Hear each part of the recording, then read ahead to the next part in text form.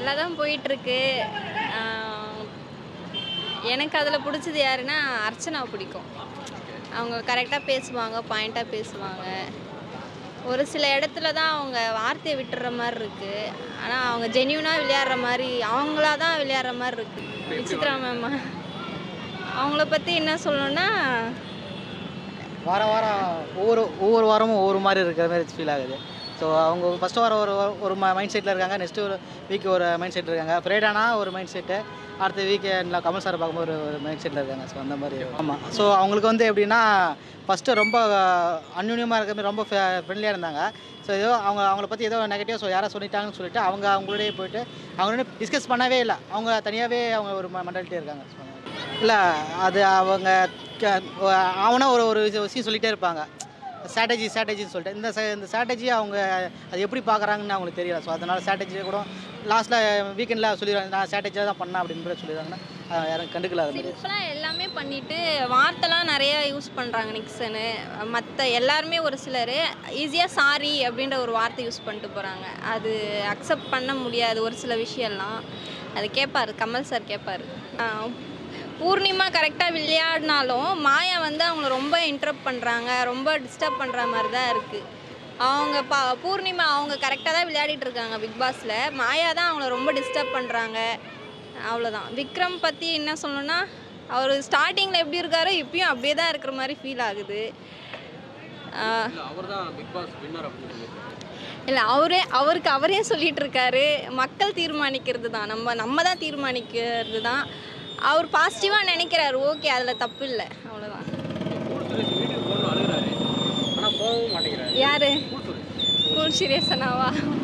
அவர் ஒரு strategy use பண்ணுறாரு. அவர் எப்படின்னா சைலண்ட்டாகவே இருந்துட்டு எங்கேயும் சண்டை வழிக்காமல் யாருன்னா என்ன சொன்னாலும் இந்த காலை வாங்கிக்கணும், இந்த காலை விட்டுட்டு 100 நாள் முடிஞ்சதே நம்ம வீட்டுக்கு போயிடலாம் அப்படின்ற ஒரு மைண்ட் செட்டில் தான் இருக்கார் அவர். அப்பப்போ வீட்டுக்கு போகிறேன்னா எல்லாருக்கும் அந்த ஞாபகம் வரும், ஃபேமிலி ஞாபகம் வரும். அதனால் அப்படி யூஸ் பண்ணுறாரு ஒரு தினேஷ் நல்லா விளையாடுறாரு. அவர் கரெக்டாக ஜென்யூனாக பேசுகிறாரு. மற்றபடி சொல்கிறதுக்கு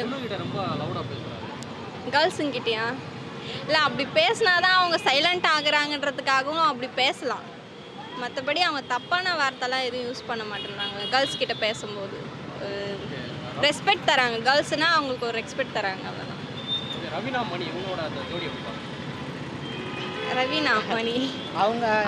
மணி எப்படின்னா ஃபர்ஸ்ட்டில் எப்படி வந்தாங்களோ இப்போ லாஸ்ட் வரைக்கும் இப்போ வரைக்கும் அப்படி தான் இருக்காங்க. அவங்க ஃப்ரெண்ட்ஷிப் பாண்டிங்கில் தான் இருக்கிற மாதிரி இருக்குது. எங்களுக்கு பார்த்த வரைக்கும் அப்படி தான். இந்த லவ் நம்ம நிறைய பேர் சொல்கிறாங்க லவ் அந்த இதுவில் போகுது அப்படின்னு. ஃபஸ்ட்டு எப்படி இருக்காங்களோ அப்படியே தான் ஃப்ரெண்ட்ஷிப்பாக தான் இருக்குது. அது தப்பு சொல்லக்கூடாது.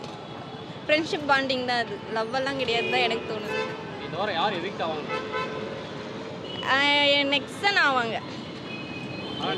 நெக்ஸ்ட்னா இந்த வீக்கில் அது வாய்ப்பு இல்லை, நெக்ஸ்ட் ஆக மாட்டான். இல்லை, அவர் ஒரு சில வார்த்தைலாம் விட்டுட்டார். அவர் லேடிஸ் அந்த மாதிரி அவ்வளோ சீக்கிரம் கண்டென்ட் கொடுத்துருவாங்க. இந்த வீக்கில் அதிகம் கண்டென்ட் அவர் தான் கொடுத்துருவாங்க.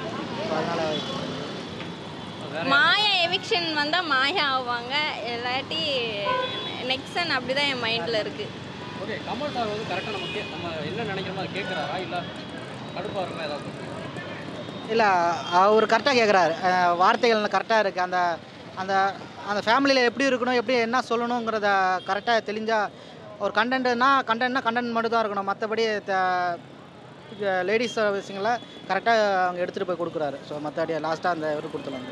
இந்த வாரம் வந்து நிக்சன் வந்து எல்லோ கார்டு கொடுத்துருக்காரு பைக். ஆமாம். ஆனால் அது ஏன் ஸ்டார்டிங்லேயே அவனுக்கு ரெட் கார்டு கொடுத்து வெளியே இருப்பாங்க. பிரதீப்